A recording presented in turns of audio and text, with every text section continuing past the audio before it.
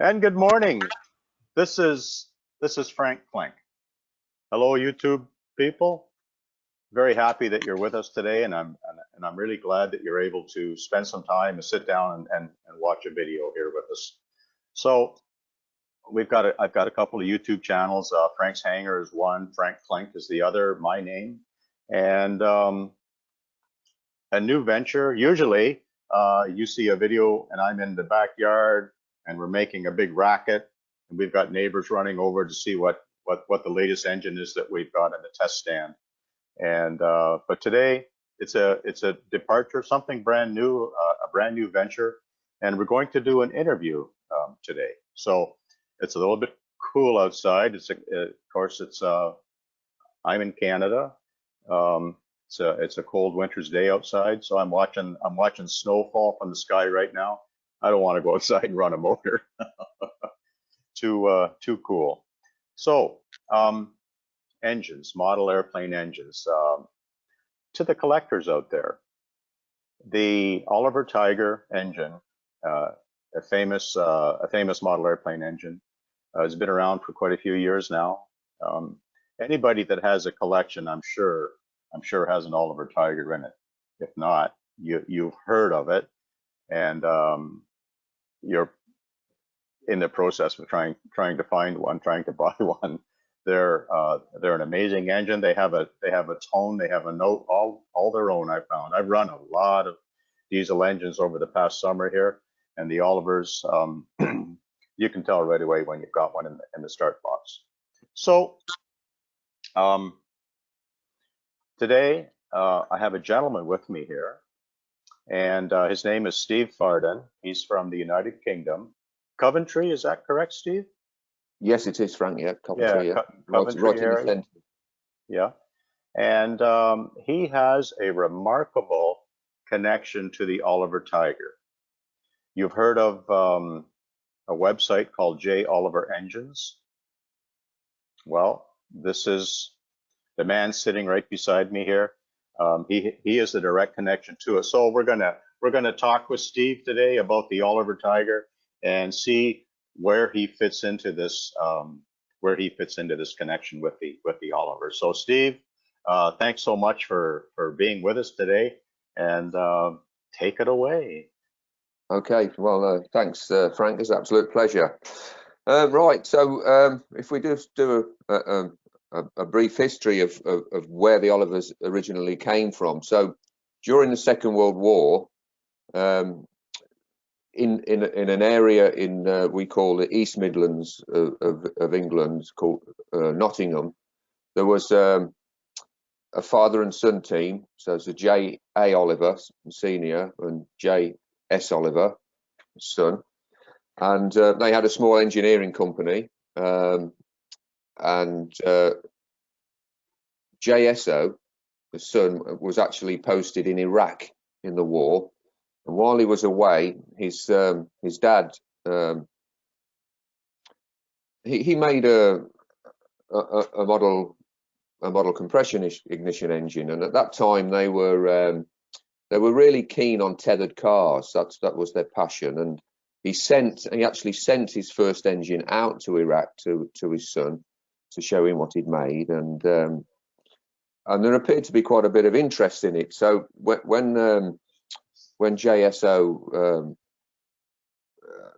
when the war finished and JSO was demobbed back to the UK, they started producing these little engines, and the first commercial one was called a battle axe, and they were for tethered cars. I think Control Line was around at the time, and they developed these engines into the Tiger series of engines. And a very successful one for tethered cars was the Mark II Oliver Tiger 2.5 cc, and it was really quite powerful for its time, and was quite noted. And of course, some people said, well, if you can make this thing a bit lighter, it would be useful in model aircraft.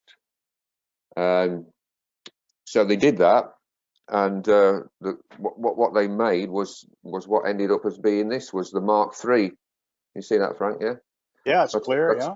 That's a Mark III Oliver, and Can I I think can I hold that for a moment? Like, yeah, sure, yeah. oh, all right. I'm just trying to grab it there. Yeah. Okay. Mark, That's a Mark III Oliver, yeah. right. I mean, this is quite a later one that I've been messing around with a peripheral Venturi on it, rather than the spray bar going through the middle. It just obviously, if you haven't got a spray bar going through the middle of the Venturi, you haven't got an impingement on the air going through, so you just get a little bit more airflow with the peripheral type on it. Right. So I think that the Mark III, I think it was 1954 when the Mark III came out, and a few years later, I think it actually won the World Championships, something like 56 or 59, something like that, in team racing. And then so really the actual engineering business as it was, that the demand came so great for their engines that they really abandoned all the other sort of like subcontract work that they did and just concentrated on making engines. And the interesting thing for me was about them when I actually got to meet JSO was that all of my life, from when I was a teenager, we knew that Oliver Tigers were a legendary engine, and the likes of us couldn't afford one. But you imagine a legendary engine to be part of some big sophisticated company. Oh, yeah, you would think so. Yeah, and I'll elaborate a bit later. But when I did get to go and to the workshop and meet John Oliver, it was just a garage on the side of their house, and with some pretty old machinery in it, and so I'll come back to that later, that meeting, because that was quite something. So all through the 50s, 60s, 70s, they really had a job keeping up with the demand because they're pretty much handmade, and there was always a strict regime of ordering. They were never available in the shops. You wrote to the Olivers and ordered an engine, and you went on a list, and it didn't matter if you were the world champion who needed an engine for the world championships coming up. There was never any favoritism. You were just on the list because these guys were two sort of gentlemen who couldn't be seen to be favouring anybody. Everybody was treated equally, and that was always the thing. And when an engine was complete and they tested everyone, you were informed that your engine is ready if you'd like to pay, and then the engine was stamped, and your name got into a book associated with that particular engine. I think in the 70s, one of the problems that they found when using the Oliver Mark III in combat was that, if I could probably show you on here, All right. this area of the crankcase here, if you were to look in cross section, the front bearing leaves quite a thin wall thickness here. And the nature of combat, where there's lots of crashes, Olivers did suffer a bit from the front of that breaking off. So that's when they developed what was the Mark IV. Now the Mark IV, although this isn't a Mark IV, this is a very late JSO 19, but it's based around a Mark IV case, where they changed the shape of the case there to be stronger, to take more impact, and that was the purpose of the Mark IV. A few other changes, like they thickened the liner and stuff like that, but essentially the internals are the same. In fact, I think that the Mark IVs were so crazy that in the demand for them, at one stage there was a year waiting list for Mark IVs. Wow. Yeah, and then they had the other variants, as people probably know. This is the 1.5cc. This is the Oliver Tiger Cub Mark II. That's 1.5cc. They made those. A bit later on, they had the Schnurl Cub variant, with the Schnell port in them, but bottom end's the same, but just with a different line, you know, with the Schnell type porting in it. Right. And then obviously what have I got here? The major. That's a major. That's the 3.5 cc. Mm-hmm. They did a radio controlled version of this as well with a carburetor on it. Right. There weren't that many majors sold. I mean, this is engine number 914. So basically they only made 914 majors, whereas I think they made about 11,000 Mark IIIs and Wow. Mark IVs even more. Mm-hmm. A bit later, towards the end, because not sure when John Oliver Senior died, but in the 1980s they retired really. But one engine they were working from, which I don't have at the moment, although I want to make one. I've got enough bits to make them. Is the Mark V, which was lovely looking engine, which was a 2.5 cc, but Schnell ported. Okay. Yeah. And the Olivers actually made 50 of those, and quite a few clones. And we made quite a few when I was with Tom Ridley. Actually, they're a really nice looking engine. So, as I say, I think in the 80s is when they retired. Right. And you can understand from the 80s right up until probably 2008, which was when we started making them again, which I'll come back to. There was a huge vacuum. Yeah. Of Oliver engines, and because they were, because of their legendary status, they were really collectible. And they still are. yeah. So people, flyers, modelers, a lot of them were for glass cases, obviously for collectors, and saw them change hands for quite a bit. Right. Now, I don't really know the full dates of when these took place, but in the UK, in the control line scene, with the advent of games and the internet and other things to take young people's interests away, right, and obviously radio control being so much more affordable, control line flying, as it probably did worldwide, really. I've lost you on sound, Steve. Steve, I can't hear you. You got me back? There we are. Okay. Yep. Okay. Yeah, I lost your last 10 seconds of your sound there. Sorry. Okay. So with the decline just over the years of the popularity of people taking up the sport of control line flying, and in the F2C class of team racing, it was essentially the same few people that would win every year. There were people who were just specialist engine makers, or and there was some attempt, which was quite successful, to give other people a chance and not have their interest waning in it, to bring in a vintage class. And I believe that one of the stipulations was that to be in the vintage class, your engine must have been designed before 1960. Right. And of course, during the heyday of the 60s, the Oliver was the engine. You needed an Oliver to compete. So through being in a modelling club and being a modeller myself, I was friends for a long time with a chap called Tom Ridley, and Tom Ridley owned an engineering company called Clint Hill Engineering in Leicestershire in England, and so we were friends for a long time, and that was a radio control club that we were part of. But we Tom and I did occasionally go and take a control line plane to the field and fly it, much to the amazement of other people that didn't realise. The takeoff and the landing. Oh. Yeah. The thing was that I remember at that time I hadn't flown for a control line plane for maybe 25 years, and that was a friend of mine. We used to at school. I was at school as a teenager.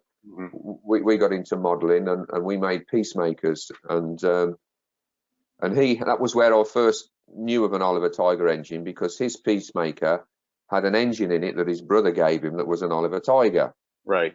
And my peacemaker had a thing called an ED racer in it. Ah. And his Oliver Tiger used to run rings around my ED racer.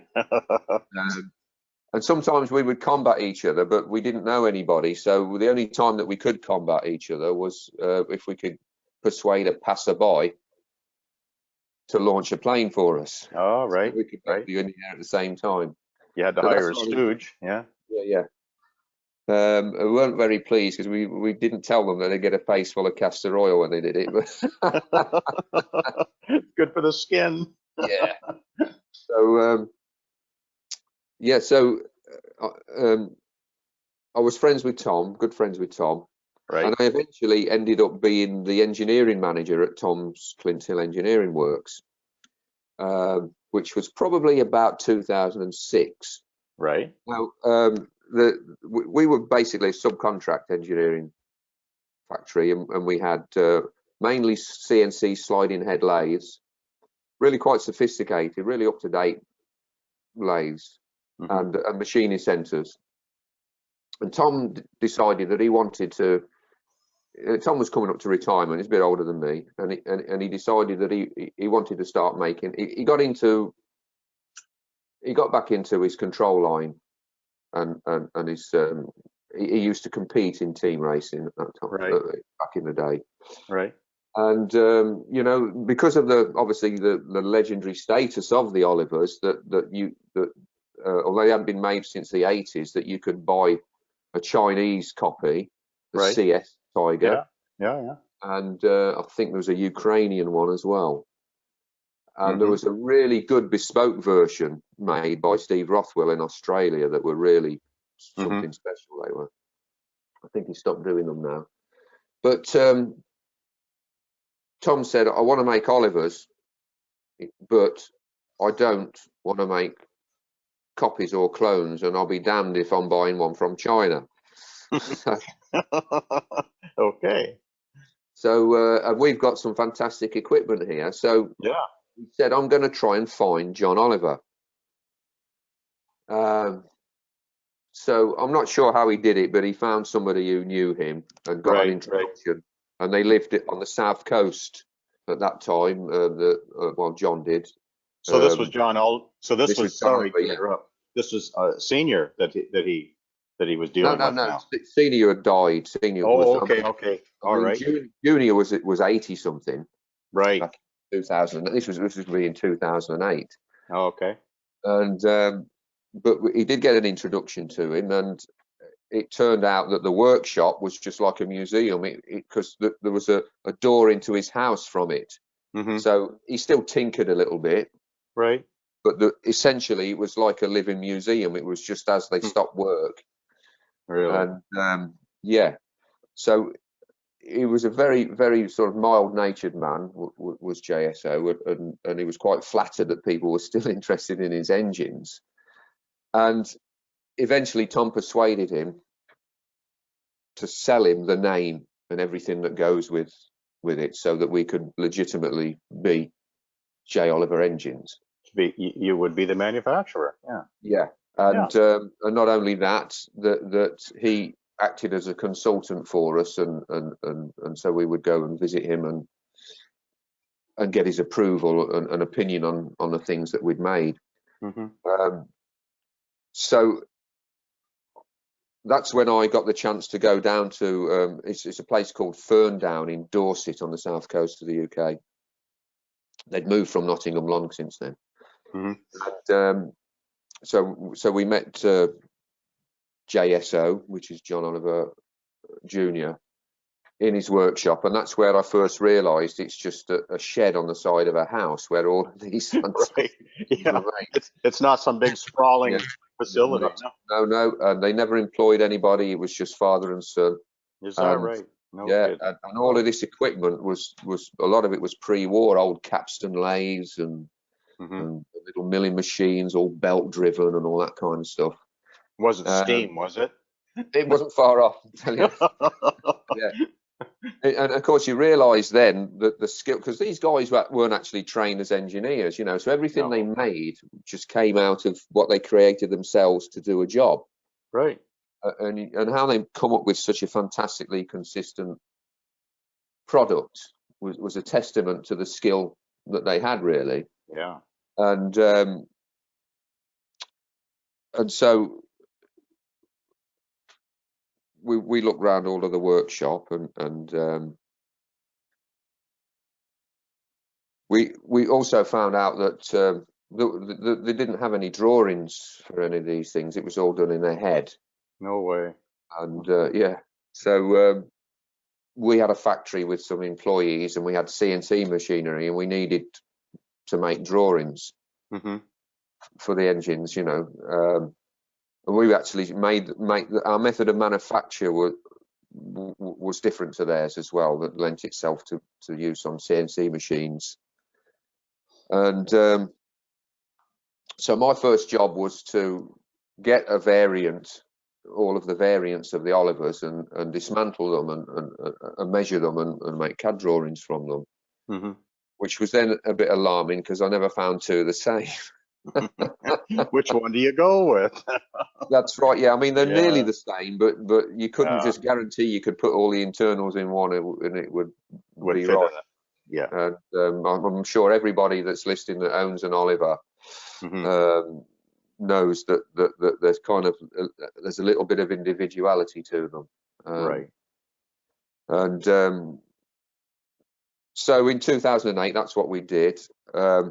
I have an interesting story on the individuality, and I'm just going to reach down and get a little tool here if I've got it to hand.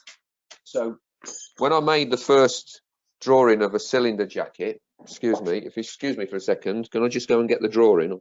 Why, of course. Yeah.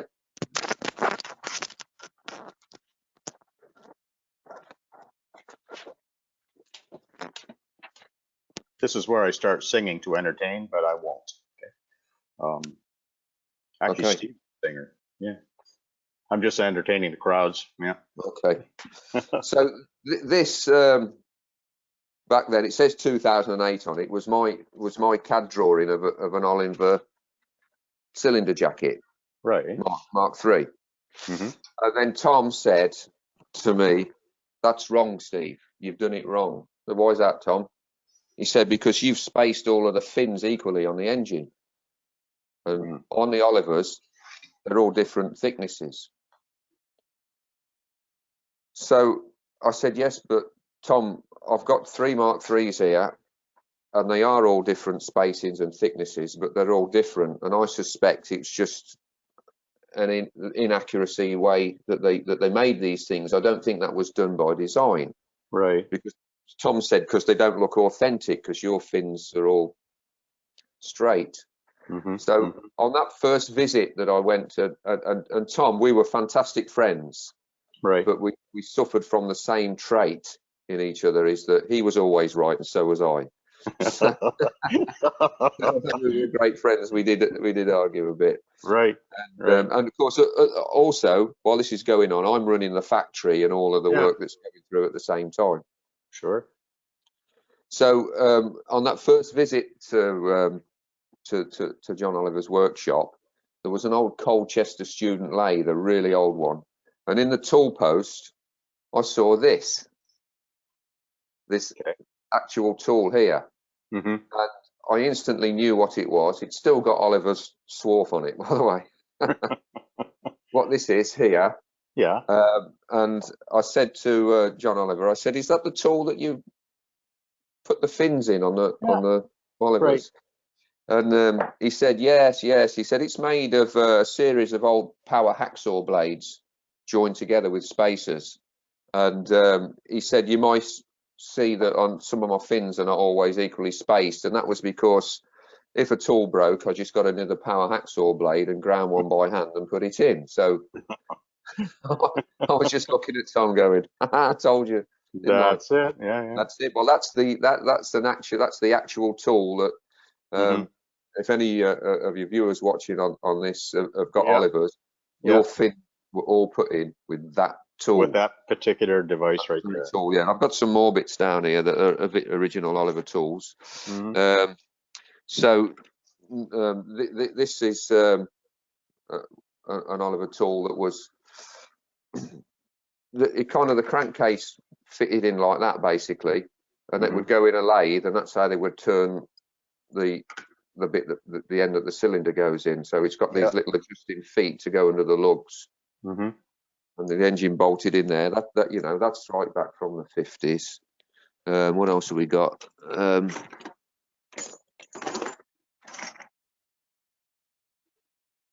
Okay, this is a simple drill jig, a John Oliver drill jig. You might be able to see there's a little pin just there. Yes. And there. So right. that ends the major crankshaft, and that ends the Mark III and the Mark IV. And then the cross hole for the intake in the crankshaft, you put your crankshaft in there, the crank pin located on that little pin. Right. And then they would drill through to put the cross hole in. Right. Right. And that you know, that's all of those engines have all been made on these little tools. It's just fascinating to me that this is the tool that it's all makeshift just out of bits of metal that they found around. But this would go on a little milling machine they had, and your cylinders would go on there.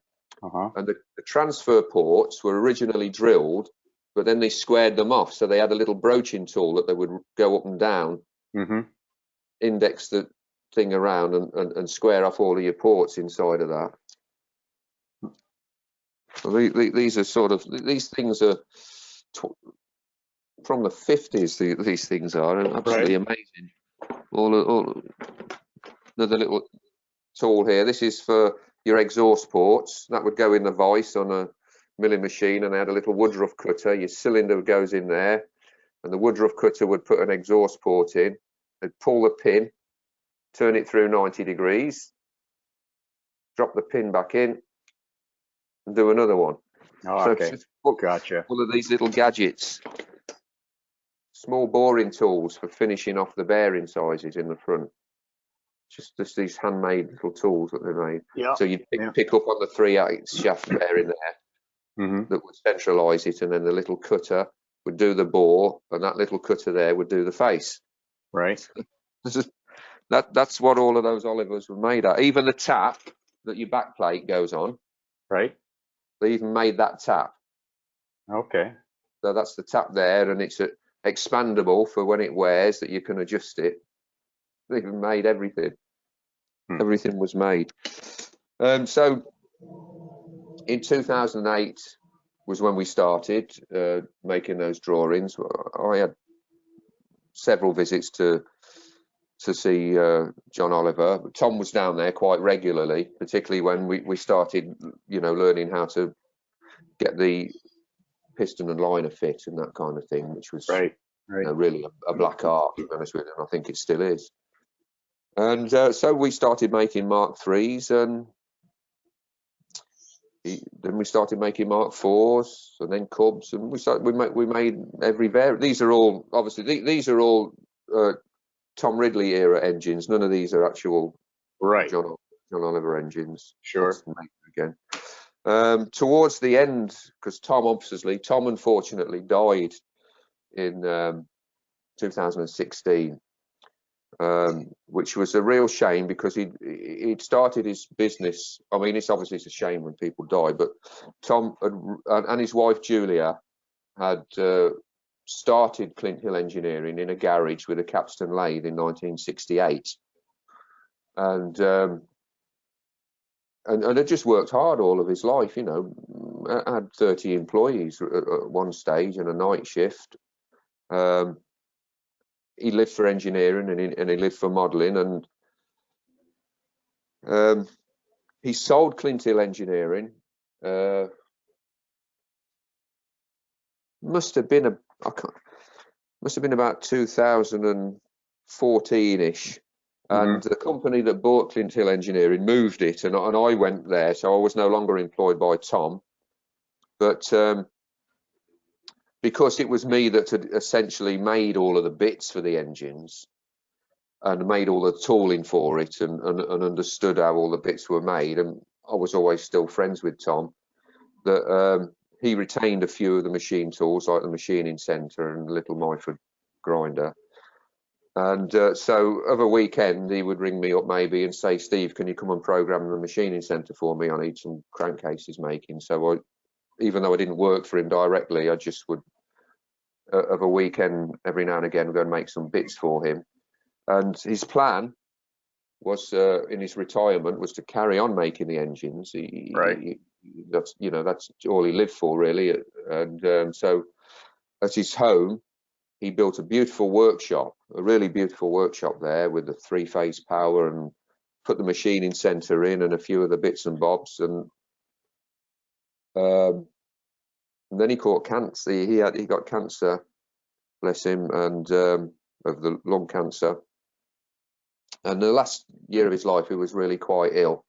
And it was really a shame that having worked so hard all of his life and built that up, and he deserved a retirement. And it was, you know, it was really upsetting when he died. I was actually working on making Cub crankcases for him right up to within days of him dying, really. So it was really, really sad and not fair in a way that Tom had done all of that. And so I remained friends with his wife, Julie. I'd always been friends with them.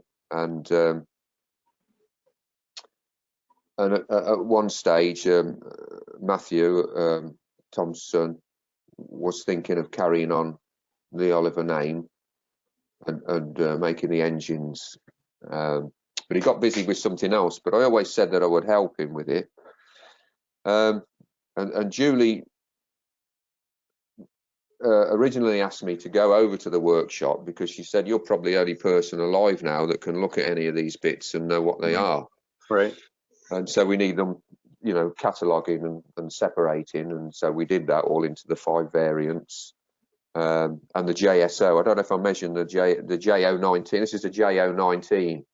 This was kind of among the last of the engines that Tom developed. He did this with, it's called the JO19 because him and Tom and John Oliver, they developed this together.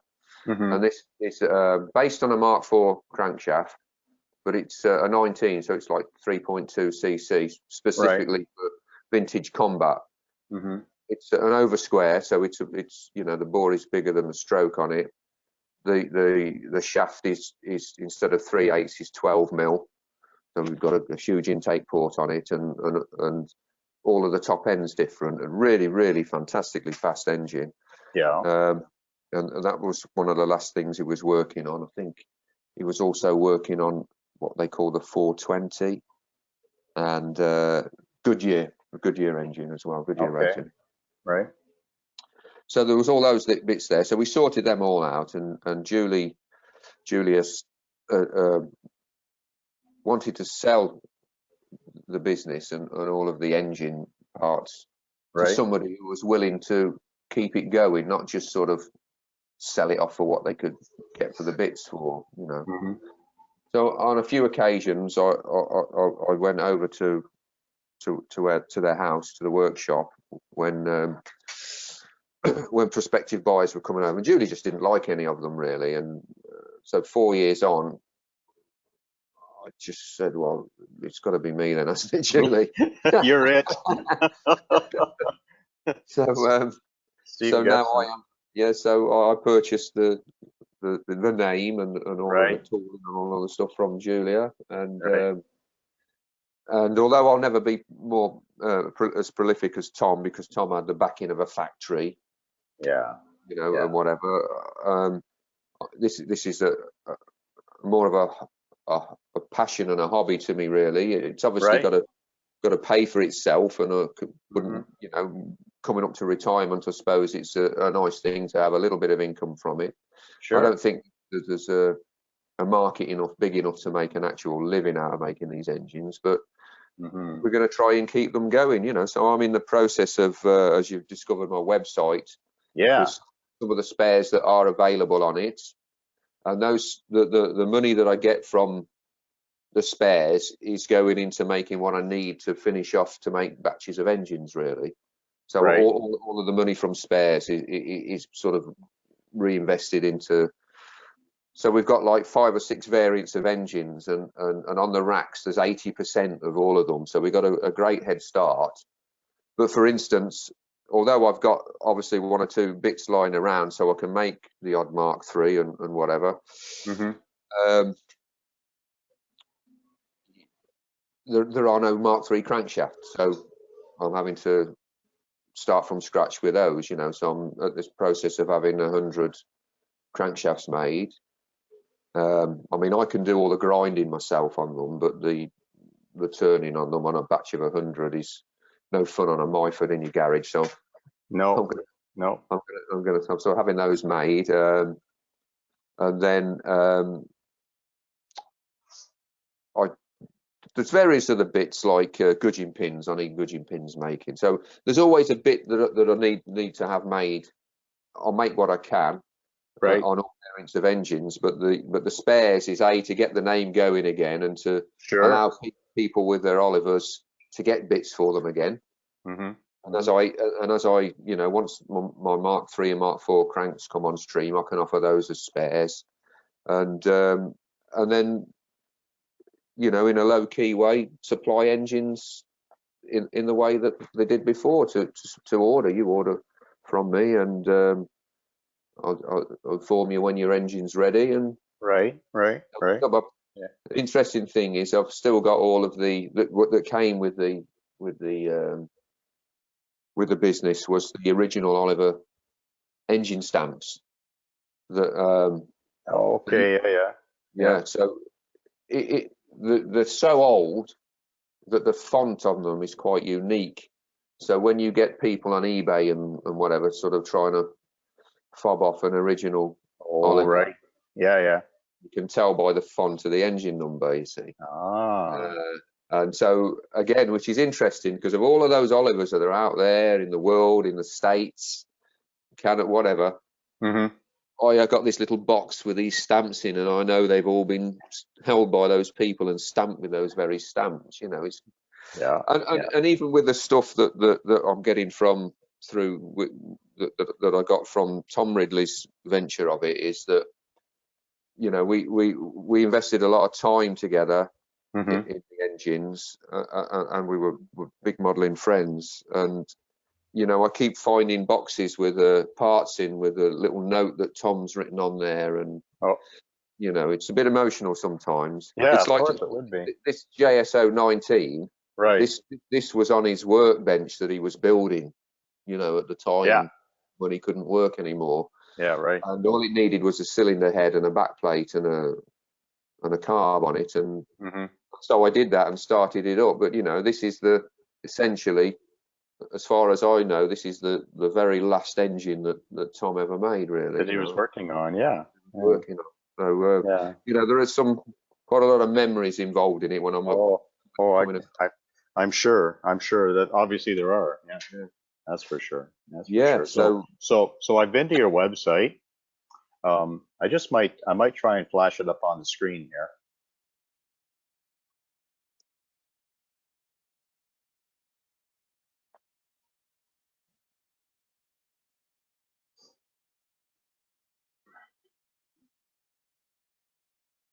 There we are. Oh yeah, that's it. Yeah. So there's your website, J. Oliver Engines. Of course, we have is that a Mark III right there on the front? It is a Mark III, yeah. There you are. So, so how busy are you, Steve? So, like, is this if I go on your website here, you've got you have a checkout, and you have a blog that you're obviously got going, and then you've got various pieces in that. So you must be getting orders on a regular basis, are you not? Absolutely, yeah. Every day there's an order. Now, I haven't really advertised too much because I didn't. You understand, there's a lot to these engines, and there's only me, and I didn't just want to get swamped. Yeah, right. Too much, and end up sort of damaging the brand name, if you like, through giving bad service. So, although we have what we call a Barton Model Flying Club forum in the UK that I announced it with the support of some others on there. The Barton site I've heard of, yeah. Yeah, and yeah, so it's quite, you know, I'm able to just about keep up with it really, and Good. quite a Good. lot of things, as I've written on my website, that you won't see pictures of them on there, but I've got lots of stuff. If there's anything not on there, just give me a call, and I'm sure I might be able to find something. And I'm Right. finding more and more now that that everyone that was going to buy everything from the website is okay for a bit, but they're after things that, you know, I've probably got 5 or 6 complete Mark IV crankshafts, but I wouldn't put them on the website until I've got a batch filled. But if people have been contacting me saying, "Can you find me this?" and I'll go and have a route round, and you know, Start digging through your boxes, and so I've sent packages to New Zealand, the Netherlands, and Italy so far as well. Interesting. And in fact, the first person, I can't remember his name now, that actually I've had many inquiries for engines. right. Quite a lot of inquiries for engines, which is exciting. Mm-hmm. But the first one, because it's the first on the list, is going to Tasmania. Right. Oh, Yeah. So yeah, a chap, I can't remember his name because there's obviously a lot of names that I'm dealing with now. But that was I remember that being the first person to ask me for an engine, and so you're yeah, you're selling the Mark III? What yeah. other engines are you selling, Well, the Steve? Mark III will be the first. What I've decided to Mm-hmm. do is, because of late I've been bogged down with trying to do bits of all engines, and it's just too much. Mm-hmm. So I'm going to concentrate on Mark III's first. So I'm going to build a batch of Mark III's, and then I'm going to build a batch of Mark IV's, and then cut. How big is a batch? I would say a batch of them would be like 50. Okay. Yeah, probably 50 of them. And all of these engines here that obviously that I've been showing you now, these are ones that I've made and assembled from the parts that I already have, but I'm Right. using them, you know, just as test purposes. That, like on this Corb, well, all on these engines, I've made the piston and the liner together, and you know, I'm just sort of like going through this learning curve of how to get that right. You know, I mean, I'm very pleased with this Mark III that I've done here, because you see that the weight of the crank pin, the crank web, it's so Okay. free. Really? It's so free. I'm going to drop your website off the screen, and I'm Yeah. going to go back to our normal screen, and Okay. then we will, and then okay, do that again, Steve, because now the picture's bigger. Yeah. Well, the idea to get a really fast engine or a really good engine Mm-hmm. is obviously to remove as much of the internal friction as possible. Definitely. So the way to get a really good bottom end is the distance between the two bearings is critical. So a ball race will have a certain amount of play in it. So when we tighten up this prop driver onto the collet, it's essentially pulling those two bearings together. Right. Now, if you don't get the distance just right from the shoulder of the crank to the quarter diameter, Mm-hmm. if the crank is slightly short, what happens then is when you tighten up that collet, it pulls the inner races of the two bearings together. Right. You're crushing them. So you're crushing them, yeah. Yeah. Yeah. And so the idea is, but the thing is, you don't want it the other way too much, because if you get into a smash, you're going to push the whole lot back into the back plate. Right. So the idea is that which we do on every engine, is to just measure with the crank in the back bearing only, just measure the distance that the crankshaft protrudes into the small bearing diameter. Mm-hmm. We try and make it about 1 to 2 thousandths of an inch that the shaft sticks through, so that you know that when you tighten up that front bearing, it's not it's not crushing them. You're keeping the clearance in the bearings, and it's obviously incredibly important that when we bore that front bearing, that it's absolutely perfectly in line with the plain bearing part, with Right. the two bearings. Sure. So that the idea is that you maybe have 1 or 2 thou clearance between the shaft and the plain bearing part, and it never touches it, and it's suspended purely in them 2 free running bearings. And when you sort of get the knack of getting it right, you know you've got it right, because when you do that with it, the weight, you see the weight of the crank web. Yes, it goes to the bottom. You're nice and free, yeah. Yeah. And then we aim to get maybe 2 thou taper in the bore from top to bottom. The Oliver rule is, this is what John Oliver himself told me, it's the 5-second rule. Hold it up for 5 seconds, and if you don't lose compression after 5 seconds, it's good. You've got a good engine. Got a good engine, yeah. And we like it to be tapered at the bottom, obviously, because it's just pumping there, so it's just a removal of friction. So you get that nice Oliver snap when you put it over. But incidentally, I found the most difficult part was getting the contra piston fit just right. I think that's there. We talked about that. You know, I do a little bit of rough machining around my place here too, and a chum needed to have a contra piston made for one of his diesel motors. So I said, you know, sure, I can do that for you. Well, when I was done, I had a pile of contra pistons there. Yeah, me too at the start. Yeah, I had like, I think I did five contra pistons until I got one that was just right. And the only way I could do it was actually one of the fellows on RC Groups, John Shannon, he made a comment about you know, being able to because at this point he said you're removing microns. Yeah. You know, we're not taking millimeters off.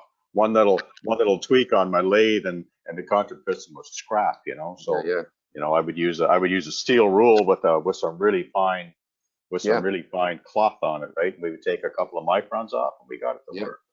Right? Yeah. So. Yeah, so what I found the optimum setting is that you want a 3 micron interference fit. That's what you 3 need. micron, that, eh? Yeah.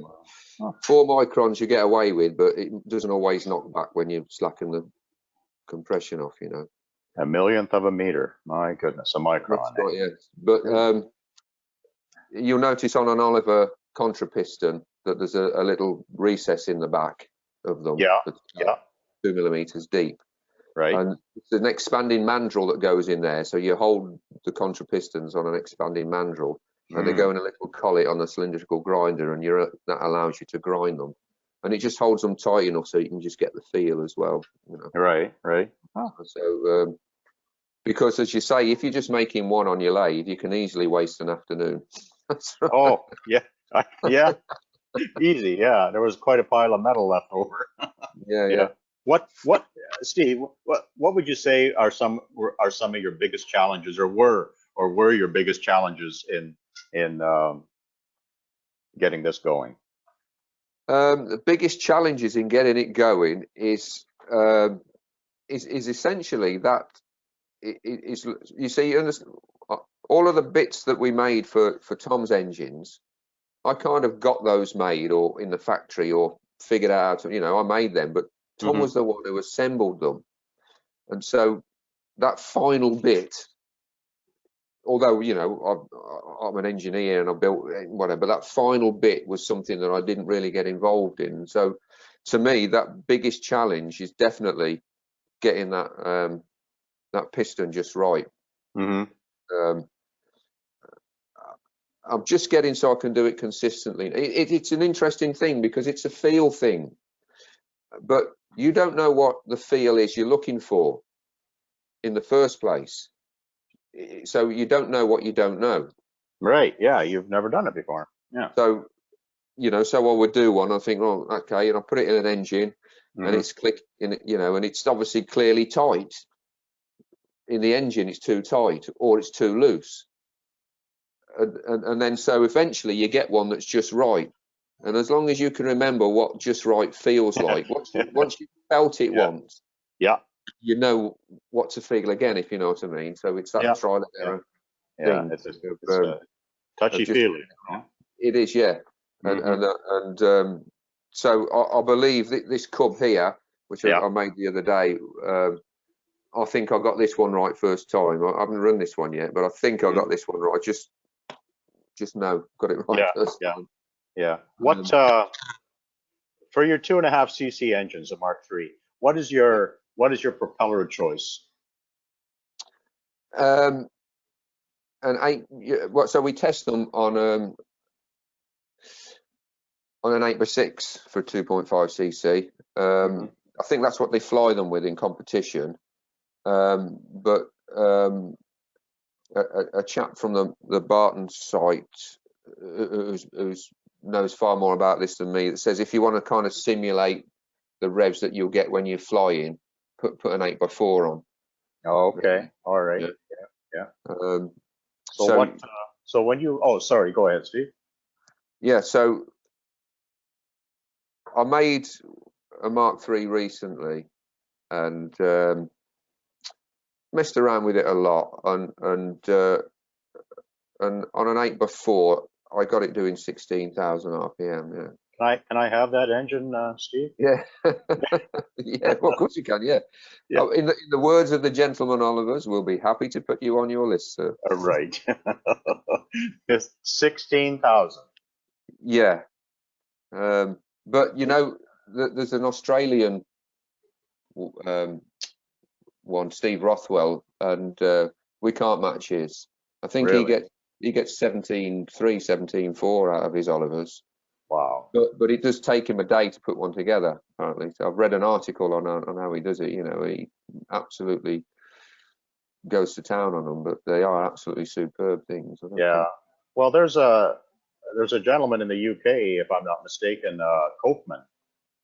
I That's don't correct. know if he's still active in the engine building. I know he commented on my YouTube channel on a couple of engine runs I did, and he he's very successful on his tuning, and he really produces some great results as well. Yeah, well, Yeah. I believe I've seen some posts from George Copeman on the Barton site, and you know, over the years, because you know there's lots of sort of like closet experts in all these sort of things, aren't there? So Right. there's always been a little bit of controversy about George Copeman, but I think that when you read about what he did to those Oliver engines, it actually makes a lot of sense to me. Yeah, of course it does. Yeah. You know, people used to say that he kind of they'd have bearings spinning in the crankcase and whatever, which he might have had on occasion, but essentially what he did was he blueprinted an engine. He made sure that on the conrod that the crank pin and the gudgeon pin holes were perfectly square. Right. You know, he would do that, and also that the top surface made everything was square, how it should be. Because the Olivers were making them in production, they didn't have much time to, you know, individually mess around with engines like that. And George Copeman just sort of removed all the internal friction, Right. even to the point of easing the bearing diameter so they weren't clamping so tight on the ball races. And that's exactly what you were talking about. So, Yeah, and getting that, you know, I know you can't feel it here, but if you get one, you can actually just feel the clearance in the bearings on that. there's a whisker there. Yeah. Yeah, and that's the sort of things that I believe that George Copeman did, which basically just made a great design into what it would be if everything was perfect. I mean, I think that's what he did. Right. And of course, a racing engine is all about, you know, a great racing engine. To me, is one that's worn out, nearly to being worn out. Yeah. Yeah. You're just all about reducing that friction and any impediment to it that Right. rotating parts may come across. Right. and anything you can do, obviously, to get more gas. Of course, Through. of course. And, Fuel. What's the weapon of choice when it comes to fuel? So it's not very sophisticated for me, Frank. It's Model Technics, Model Diesel Fuel D1000 or something. Tom Okay. used to mix his fuel.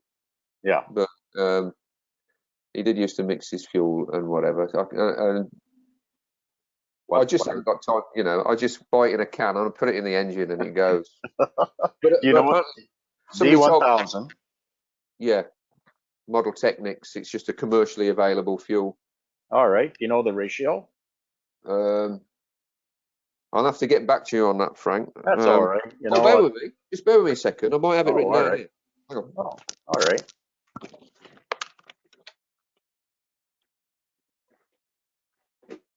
And this question for those of us that make our own fuel mixes, right? I've got no place to buy commercial fuel here in Ontario, so see what he says. All right. Yeah. Yeah. Do you want me to put the light on? Am I going a bit dark? You're getting a bit dark. Yes, you are. Okay, Yeah, I'll put the light on. Put a light on and see what happens.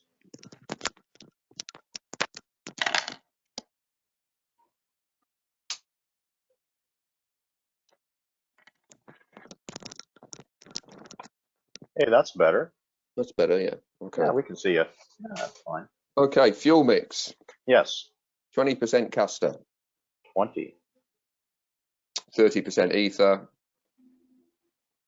And 50 paraffin. 50 paraffin. Yep. Yeah. With, if you can, 1.75% of IPN. Right. It's like amyl nitrate or nitrite, isn't it? Something like that. Yeah. When I first started doing some diesel engine runs, we have to mix our own fuel. We can't buy any commercial stuff here, so it was a mix of equal parts, and we learned pretty quickly that we were way off the mark on these Oliver engines, running them on equal parts of fuel. You know, these things were spewing oil out the back end like crazy. So yeah. We've run a lot of our stuff now on that mix that you just mentioned there. Yeah. Runs well. Yeah. So this is a leaflet that used to go with the engines when Tom in Tom's era. Yeah. So yeah. So we're looking on a 2.5cc engine, on a new engine. What we're saying is run for 2 to 3 minutes on a 7x6 or an 8x4. Really, the idea is to get them hot quick. Really. Yeah. And I recently read, which makes a lot of sense to me, that Steve Rothwell, on his very first run of an engine, he would warm them up with a hot air gun first on his very first run. You know, as soon as you say that, the first thing I think of is dubjet.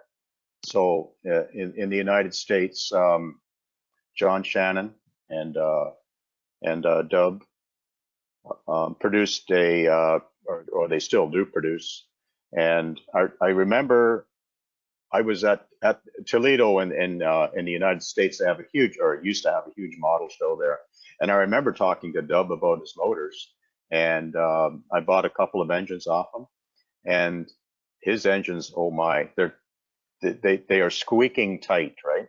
And his advice was warm the engine up, a new one at least. Warm the engine up, with a hairdryer or something, get it hot. And as soon as the engine fires, full throttle. And he says, get it screaming hot immediately. And then you can, and then begin the break-in process. So that was his advice anyway. Yeah, it makes a lot of sense because, we do try to get these to squeak a little bit at the top. Right. Just the last 3 millimeters, but not squeak, just feel a bit of resistance on the top there. Yeah. And then that cast iron piston will bed itself in quite quickly, but get it hot really. Yep. I remember, especially I remember first coming across that when with ABC glow engines, I used to say get those hot as fast as you can because they really do squeak at the top, don't they? Yeah. For Yeah. sure, right? For sure. All right. Well, that's quite the story you've got there, Steve. So how so if I order an engine today, what could we expect for delivery times and stuff like this? Yeah. I've been thinking about this a lot just lately because I've been waiting for such a long time for my Mark III cranks for the first Hmm. op, Yeah. and what I thought would take a couple of weeks lead time, that particular factory, they nearly shut down for COVID. So, Yeah. it's, I don't know. I'm thinking, current thinking, maybe the first lot of Mark IIIs will probably be maybe a couple of months away, something Right. like that. Right. Hmm. Hmm. Yeah, Yeah. yeah. COVID has hurt everything, hasn't it? It sure has. Yeah, Yeah. Yeah. it's not. You can't just you know go anywhere and get something these days because No. they're all furloughed. No, it's impossible. Yeah, Yeah. impossible. Wow. So in the background, that's what I'm doing while I'm waiting for these sort of Right. things. Is Hmm. to You can imagine, Frank, that I am like a kid in a sweet shop. I'm surrounded by engines. I think I'll build one of these today. Yeah.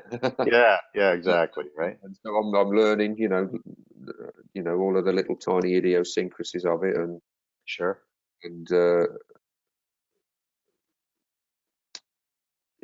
just having fun, I suppose, really, and just trying to keep that old name alive that's been going Right. all these Yeah. years, Well, and yeah. Well, you're doing a fine job. We really appreciate the fact um, that you've taken on this challenge here. Um, I'm sure Tom is impressed. He would be very happy. And of yeah, course, Jay Oliver um, happy as well to see that things are going on as usual, and um, the engines are going to be cranked out better. Even you're obviously with your background, your engineering skill set, why you're producing a product. We'll be selling a product that very uniform and obviously a good performer. So yeah. that's That's the aim, is at least to try and match what others before me have done. right, right, right. Hey, what have you got for what have you got for like a goal? What's the ultimate that that you want to see happen with this?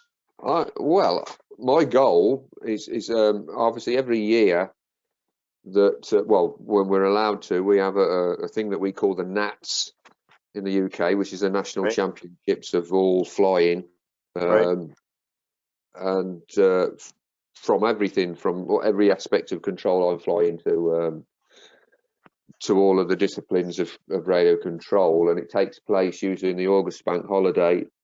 Um, at RAF Barkston Heath, which is an RAF Hmm. base that they've traditionally vacated for that weekend for the model club. So Right. we take over the whole airbase, and just to see an engine that I've made compete would be nice. That would be awesome. That would Yeah, be awesome. Yeah, yeah, yeah. yeah. That's good. See it compete and see a winner. Absolutely see a winner. Yeah, but just to see it compete, there's the big rivals. I think a PAW. They make a good engine, don't they? Yeah, So. they sure do. Yeah, as well. Yeah, that's Um, good. but that'd be nice, to think that something, which was the same sentiment that Tom had, really, was that Tom would have done this for nothing. He would have slept next to his engines. It's just a passion, and to Yeah, think, exactly. think that somebody's competing with something that you've made with your hands. Hmm. That's it for Hmm. me, really. I think that's Yeah, about as good as it gets, right? yeah. That's I suppose top, another goal is top to get rank. one over. Another goal is to get one over to you sometime, maybe. That'd be good, wouldn't Yeah, it? yeah, yeah. Excellent. Well, great. Well, you know, we're so happy to be able to interview you today and to hear you talk about the Oliver. And you've given us a lot of information here today about the history and where it comes from. But just a great interview, and we're so happy that you're here. And I don't have any more questions. Is there any more hidden secrets that you've got sitting in the back? You have any really wild aspirations for like a 2-cylinder or something coming out? Well, my secret thing, I'll tell you what my secret thing is, that I really loved the Mark V.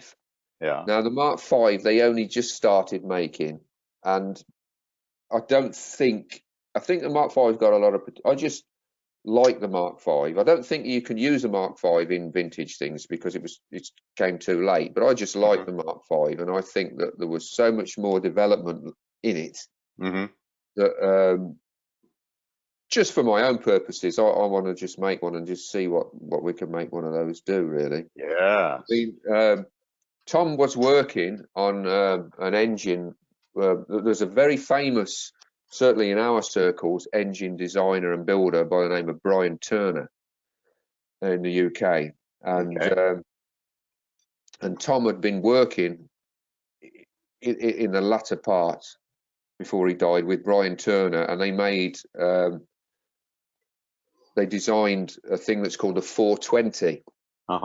And to look at it, it looks like a JO19, but I think the 420 was a different bore and stroke configuration. But Brian Turner drew all of this up for Tom, and by all accounts, it is something special, as far as performance is concerned. I've got some Mark 420 bits and that, but just for my own nostalgia thing, it was just that when I was young, a Mark V Oliver was like, when I grow up, I'm going to have one of them. Yeah. So just for my own things, I want to just develop a Mark V Oliver, what I think that it could be one day, even if I only make one, really. Yeah. Excellent. Well, we wish you a ton of success. I think it's nice that the engine collecting world and the people that actually use the engines sees this little interview today. And to be honest with you, I hope you get swamped with orders. Yeah. Well, it's a nice problem to have, I suppose, isn't it? It is. Yeah, it is really. Yeah. It certainly is. I know some of my collector friends here, I think, have already reached out to you looking for bits and pieces, for the needle valve assemblies and things like that. So it's pretty exciting that we have the actual manufacturer sitting in the chair beside us here today, and he's making a world famous engine, and the quality will just continue. So Steve, thanks so much for joining us today, and we look forward to great things from you. Thanks. Yeah, well, thanks really. Thank you for asking me, Frank, and I hope we can stay in touch as well. Yeah. Yeah, exactly.